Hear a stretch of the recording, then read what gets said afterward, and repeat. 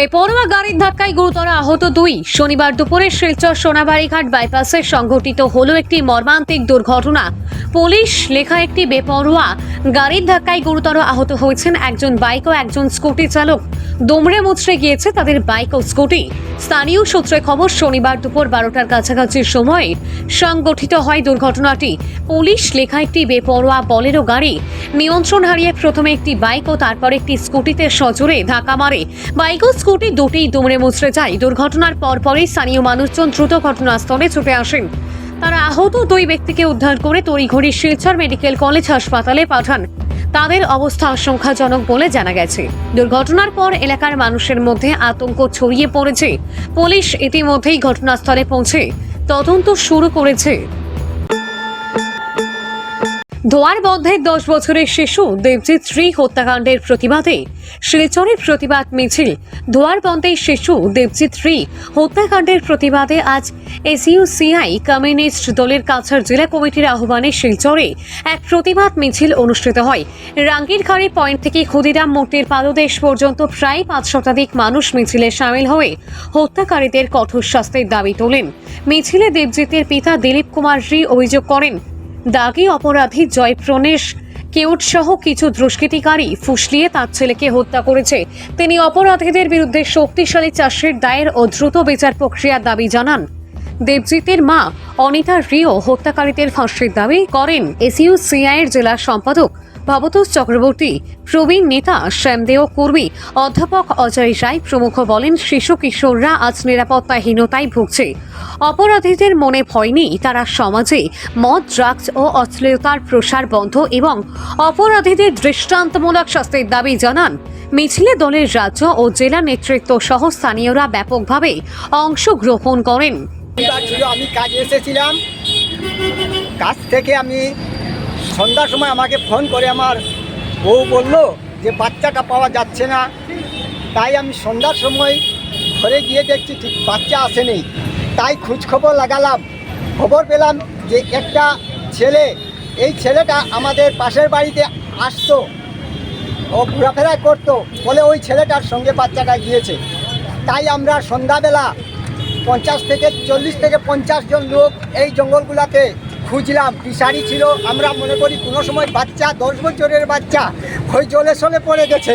তাই অনেক খোঁজাখুঁজি করে তারপরে আসলাম, পালাম না। তারপরে আমরা যোগাযোগ করে ধোয়ারবন্ধ থানার সঙ্গে কেস লিখে করে দিলাম। তারপরে দোষীদেরকে তারপরে কেস দেওয়ার পরে সোমবার আমার বাচ্চার মৃতদেহ উদ্ধার হয়েছে। জানা গেল দুষ্কৃতীদের সঙ্গে জড়িত 4 জন ধরেছে। এই যে আজকে সমাজের ছোটো ছোটো বাচ্চা, আজকে ওদের হত্যা করা হচ্ছে। কি দোষে ওদের হত্যা করা হচ্ছে? আমি প্রশাসন কাছে এটাই দাবি চাইছি যে ওদের ফাঁসি ছাড়া আর কিছু হওয়া দরকার নেই। ফাঁসি চাই ওদের, কারণ এই ছোটো বাচ্চাটা না এখন ভালো করে চলা শিখেছে না বলা শিখেছে। তাদেরকে টার্গেট করা হচ্ছে কিসের জন্য? কোথায় সরকার, কোথায় প্রশাসন? আমাকে বলছে তোমার দুষ্কৃতীদেরকে ধরে সাজা করে দিয়েছি। সাজা তো কাল পরশু বের হয়ে ছুটে যাবে, তারপরে কি হবে? তারপরের বিচার কোথায় যাবে? তার জন্য আমি চাইছি ওদের প্রথমেই ফাঁসি দেওয়া হোক। যতজন এটার মধ্যে ষড়যন্ত্র আছে আরও তদন্ত করা হোক। এইরকম বাচ্চা হত্যাকারীর মধ্যে কারা ষড়যন্ত্র আছে? আমার দাবি এটাই রাখছি সবার কাছে। শিলচরের ন্যাশনাল হাইওয়ে পয়েন্টে শনি মন্দিরের দুঃসাহসিক চুরির ঘটনা। শুক্রবার রাতে শিলচর শহরের ন্যাশনাল হাইওয়ে পয়েন্ট এলাকায় অবস্থিত শনি মন্দিরে সংঘটিত হলো দুঃসাহসিক চুরির ঘটনা। চোরের দল মন্দিরের গেট ভেঙে ভিতরে প্রবেশ করে লুটপাট চালায়। চোরেরা মন্দিরের বিভিন্ন সামগ্রী সহ শনি দেবতার প্রতিমার কয়েক লক্ষ টাকা স্বর্ণালংকার নিয়ে যায়। শুধু চুরি নয়, প্রতিমা ভাঙচুর করে মারাত্মকভাবে ক্ষতি সাধনও করে তারা। শনি দেবতার প্রতিমার 2 হাত ভেঙে দেওয়ার পাশাপাশি মন্দিরের ভিতরের বহু সামগ্রী নষ্ট করা হয়। শনিবার সকালে পুজো দিতে আসা ভক্তরা ঘটনাটি প্রত্যক্ষ করে আতঙ্কে স্তম্ভিত হয়ে পড়েন। খবর পেয়ে পুলিশ ঘটনাস্থলে পৌঁছে সিআইডি কুকুর নিয়ে তদন্ত শুরু করে। ঘটনার পর উত্তেজিত জনতা পথ অবরোধ করে বিক্ষোভে শামিল হন। স্থানীয় এক ভক্ত ক্ষোভ প্রকাশ করে বলেন, এটি শুধু চুরি নয়, আমাদের ধর্মীয় অনুভূতির উপর আঘাত। পুলিশের উদাসীনতার কারণেই একই ঘটনা বারবার ঘটছে। আরেকজন স্থানীয় বাসিন্দার মন্তব্য, মন্দিরে সিসিটিভি থাকা সত্ত্বেও চুরির ঘটনা ঘটছে। রাতে নিরাপত্তা জোরদার করা জরুরি, না হলে এই ধরনের ঘটনা চলতেই থাকবে। পরিস্থিতি সামাল দিতে ঘটনাস্থলে উপস্থিত হন শিলচর সদর থানার ওসি অমৃত সিং। তিনি উত্তেজিত জনতাকে আশ্বাস দেন যে 24 ঘন্টার মধ্যে দোষীদের পাকড়াও করা হবে।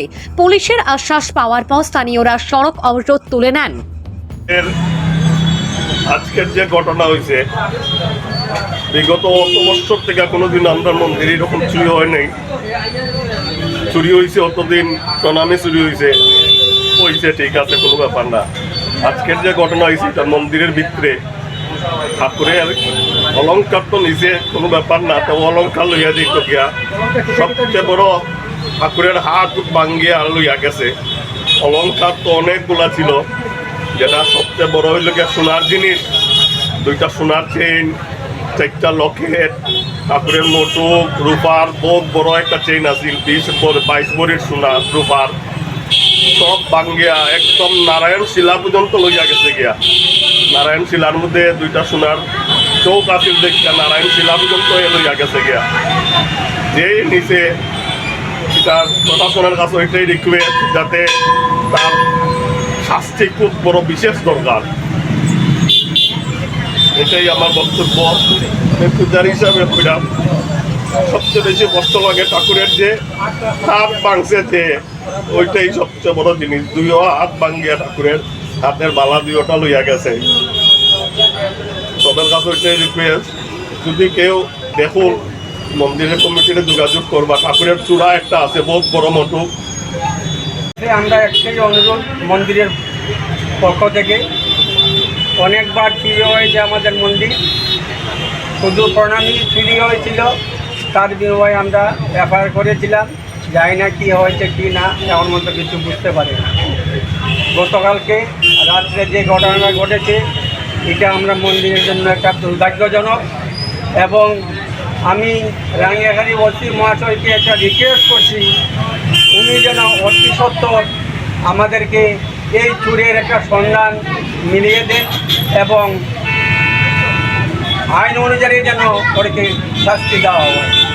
সবার কাছে আমরা রিকোয়েস্ট, জনতার কাছে সবাই আমাদেরকে সাহায্য করুন।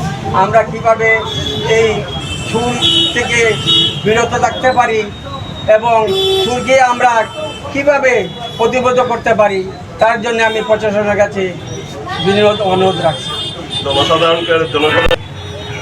আমাদের যে স্বর্ণ অলঙ্কার যারা দোকানদার আছেন, ওদের কাছে আমরা কমিটির পক্ষ থেকে একটা অনুরোধ রাখছি, যদি কারোর দোকানে এই সমস্ত জিনিস নিয়ে যায়, তার জন্য আমাদের মন্দিরের জন্য সঙ্গে একটু যোগাযোগ করবেন।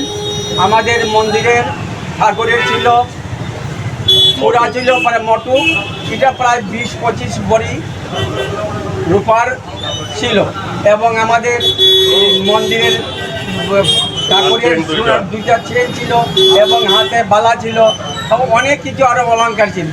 তার জন্য চুরি করেছে ওরা, কিন্তু যে কোনো জায়গাতে এটা ভাঙাইতে পারে। সুতরাং সবার কাছে আমরা বিনোদ অনুরোধ রাখছি, স্বর্ণ অলঙ্কারের দোকানদারদের কাছে, ওরা যদি আপনাদের কাছে নিয়ে যায়, মন্দিরের কমিটির সঙ্গে আপনার যোগাযোগ। জলজীবন মিশনের বকেয়া বিল পরিশোধে আন্দোলনে বরাক উপত্যকা জনস্বাস্থ্য কারিগরি ঠিকাদার সংস্থা। জলজীবন মিশনের অধীনে প্রায় 100 কোটি টাকার বকেয়া বিল এখনও পরিশোধ না করায় আন্দোলনে নামছে বরাক উপত্যকা জনস্বাস্থ্য কারিগরি ঠিকাদার সংস্থা। শনিবার শিলচর রাধামাধব রোডে জ্যোৎস্না ভবনে অনুষ্ঠিত এক সভায় এই সিদ্ধান্ত গৃহীত হয়। সংস্থার সভাপতি প্রণব কুমার রায় জানান, প্রায় 23 মাস আগে সম্পন্ন হওয়া বহু কাজের বিল এখনো আপলোড হয়নি। আবার কিছু কাজের অর্থ মঞ্জুর হলেও ঠিকাদারদের পেমেন্ট দেওয়া হচ্ছে না। এতে বহু ঠিকাদার আর্থিক সংকটে পড়েছেন এবং ব্যাংক ঋণ শোধ করতেও হিমশিম খাচ্ছেন। তিনি জানান, বকেয়া বিল পরিশোধের দাবিতে আগামী 20 আগস্ট শিলচরে ধর্ণা কর্মসূচি পালন করা হবে। শিলচর জনস্বাস্থ্য কারিগরি ডিভিশন 1 এবং ডিভিশন 2 অফিসের সামনে 1 ঘন্টা করে এই ধর্ণা অনুষ্ঠিত হবে। ওই দিন মুখ্যমন্ত্রী ডক্টর হিমন্ত বিশ্ব শর্মার উদ্দেশ্যে স্মারকপত্রও প্রদান করা হবে। প্রণব রায় আরও জানান, দাবি দাওয়া পূরণ না হলে পরবর্তী ধাপে আগামী 2রা সেপ্টেম্বর কেন্দ্রীয়ভাবে অনশন কর্মসূচি পালন করবে সংস্থা। মূল উদ্দেশ্য হলো আমাদের বিগত 23 মাস যাবৎ জল জীবন মিশনে যারা কাজ করছে তারার কোনো পেমেন্ট নাই। তারার বিল যারা কাজ হয়েছে তারা বিলগুলো আপলোড হইতেছে না। অনেক বিল স্যাংশন হয়ে আইছে, এগুলোর পেমেন্ট হইতেছে না। ওইটা নিয়েই আমাদের মূলত সভা। আমরা আগামী দিনে আমরা একটা ধর্নার কার্যসূচি গ্রহণ করছি, যেটা শিলচর ডিভিশন 1-এর সামনে 1 ঘন্টা, শিলচর ডিভিশন 2-র সামনে 1 ঘন্টা। সেই ধর্নার মধ্যে আমরা সরকারের কাছে জানাতে যাই যাতে আমাদের বকেয়া পাওনাটা মাননীয় মুখ্যমন্ত্রী সবিনয় সহকারে যাতে এটা বিবেচনা করেন। কারণ আমাদের অনেক লোক এখনো এমন অবস্থায় আছে, দুস্থ অবস্থায় আছে যে ব্যাংকের লোন নেওয়ার পরে ব্যাংকের লোনের ইন্টারেস্টও দিতে পারছে না। সেই জন্য ওই বহুত কষ্টের মধ্যে তারা দিন কাটাচ্ছে। কেউ বাচ্চাদের স্কুলের পড়াশোনা করে চালাতে পারছে না। কারণ ইয়ং জেনারেশনটা একটা বিরাট গ্রুপ আমাদের এখানে এই কাজের সঙ্গে যুক্ত আছে। তাদের পেমেন্ট না পাওয়ার জন্য আজকে তারা খুব দুর্দশাগ্রস্ত অবস্থায় আছে। আমরা মুখ্যমন্ত্রী মহোদয়ের কাছে আমরা বিনম্র অনুরোধ, আমরা বরাকভ্যালি ডেভেলপমেন্ট মিনিস্টার কৌশিক রায়ের কাছে আমরা বিনম্র অনুরোধ যাতে আমরা বরাকভ্যালির কন্ট্রাক্টররা যাতে আমরা পেমেন্টটা অতি সহজে পাই। স্বাধীনতা দিবসের রাতে দুঃসাহসিক চুরি, গোয়েন্দা পুলিশের নিষ্ক্রিয়তায় ক্ষোভে ফুঁসছে ধর্মনগরবাসী। স্বাধীনতা দিবসের রাতেই চাঞ্চল্যকর চুরির ঘটনায় আতঙ্কে ভুগছে ধর্মনগরবাসী। শুক্রবার রাতে ধর্মনগর থানাধীন দেওয়ানপাশা গ্রাম পঞ্চায়েতের 4 নম্বর ওয়ার্ডে কাজল গোস্বামীর বাড়িতে ঘটে দুঃসাহসিক চুরি। জানা গেছে, বাড়ি ফাঁকা থাকার সুযোগে চোরের দল নগদ 10,000 টাকা, স্বর্ণের নেকলেস, কানের দুল এবং হাতের বালা নিয়ে উধাও হয়ে যায়। ঘটনার খবর পেয়ে ঘটনাস্থলে পৌঁছায় ধর্মনগর থানার পুলিশ। বাড়ি মালিকের বয়ান নথিভুক্ত করলেও তদন্তের অগ্রগতি নিয়ে ইতিমধ্যে প্রশ্ন উঠতে শুরু করেছে। স্থানীয়দের অভিযোগ, গত কয়েক মাস ধরে ধর্মনগর থানা এলাকায় চুরির সংখ্যা উদ্বেগজনক হারে বাড়ছে। কেউ কেউ কটাক্ষ করে বলছেন, ধর্মনগর কি এখন সংস্কৃতির শহরের বদলে চোরনগরে পরিণত হচ্ছে? 2 বছর আগে ধারাবাহিক অভিযানে দাগি চোরদের গ্রেপ্তার ও চুরি হওয়া মালামাল উদ্ধারের তৎকালীন থানার বিশেষ দল উল্লেখযোগ্য সাফল্য অর্জন করেছিল, কিন্তু বর্তমানে সেই সক্রিয় টিম নেই। তার সুযোগ নিচ্ছে চোরের দল। মাদক বিরোধী অভিযানে বর্তমান ওসি মীনা দেব বর্মা সাফল্য পেলেও চুরি দমন এখনো চ্যালেঞ্জ হয়ে আছে। ইতিমধ্যে শহরের বিভিন্ন এলাকায় মোটর বাইক চুরির ঘটনাও ঘটছে। সিসিটিভি ফুটেজ এবং সন্দেহভাজনদের ছবি পুলিশের কাছে থাকলেও এখনো কাউকে আটক করা সম্ভব হয়নি। এর পাশাপাশি শহর জুড়ে আলোচনা চলছে গোয়েন্দা পুলিশের ভূমিকা নিয়ে। বহু বাসিন্দার অভিযোগ, গোয়েন্দা শাখার কাজ এখন মূলত রাজনৈতিক দলগুলোর অনুষ্ঠান কভার করে ছবি তুলে ঊর্ধ্বতন কর্তৃপক্ষকে দেওয়াতেই সীমাবদ্ধ।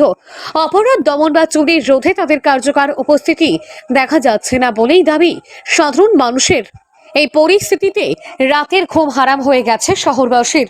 এখন প্রশ্ন একটাই, চুরি যাওয়া সম্পদ উদ্ধারে ও অপরাধীদের গ্রেপ্তারে কতটা কার্যকর পদক্ষেপ নিতে পারে আইন শৃঙ্খলা রক্ষাকারী বাহিনী? ভারত চৌধুরীর রিপোর্ট, আসাম প্রাইম নেটওয়ার্ক। আমি দোকানে আসলাম, হঠাৎ করে আমার ওয়াইফে ফোন করছে যে বাড়িতে এরকম আও, আর বাড়িতে চুরি গেছে। তা আমি দেখছি ঘরের এই আমার একটা সুকেজ আছে, যেটা বুঝতে সোনা টোনা আসলো, এটা ভাঙ্গা, সোনা দানা কিচ্ছু নাই, লিয়া গেছে গিয়া।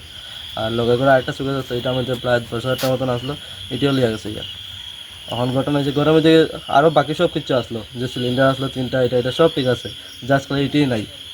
কতটুকু স্বর্ণ হবে? হ্যাঁ, স্বর্ণ তো প্রায় 2 ভরি হবে। কি কি ছিল জিনিস? গলার নেকলেস, কানের, হাতের বালা, আংটি এইসব। আপনি কি পুলিশকে জানিয়েছিলেন? হ্যাঁ এসেছিল পুলিশ? হ্যাঁ আসলো তো, চেকবুক করে গেছে তারা। এটা কোন জায়গা? এটা পশ্চিম রাধাপুর স্কুলের লাগে, আমরা সাইডটা ধনবাসা ধরে, কত নম্বর ওয়ার্ড? 4 নম্বর ওয়ার্ড। ধনবাসা গ্রাম পঞ্চায়েত 4 নম্বর ওয়ার্ড। আপনার নামটা? কাজল গোস্বামী। নমস্কার, আসাম প্রাইম নেটওয়ার্ক থেকে আমি ইন্দ্রাণী আপনাদের স্বাগত জানাচ্ছি। সদ্যজাত শিশুকে মৃত ভেবে থলিতে ভরে ফেলে দেওয়ার ঘটনায় আটক পিতা, তদন্তে পুলিশ। এক সদ্যজাত শিশুকে মৃত ভেবে থলিতে ভরে অন্যত্র ফেলে দেওয়ার ঘটনায় আটক হলেন বাবা। বেসরকারি নিরাপত্তা কর্মীরা তাকে আটক করে। চাঞ্চল্যকর এই ঘটনাটি ঘটেছে ত্রিপুরার আগরতলার জিবি হাসপাতালে। জানা গেছে শনিবার উত্তর মোহনপুরের কলকলিয়া এলাকা থেকে নিপু দাস নামে এক ব্যক্তি তার সন্তান সম্ভব স্ত্রীকে জিবি হাসপাতালে চিকিৎসা করাতে নিয়ে আসেন। এদিন জিবি হাসপাতালে আসার পর চিকিৎসক নিপু দাসের স্ত্রীকে প্রস্রাব পরীক্ষা করার জন্য বলেন। এতে প্রস্রাবের নমুনা সংগ্রহ করতে নিপু স্ত্রী বাথরুমে যান। তখন তিনি বাথরুমে এক সন্তান প্রসব করেন।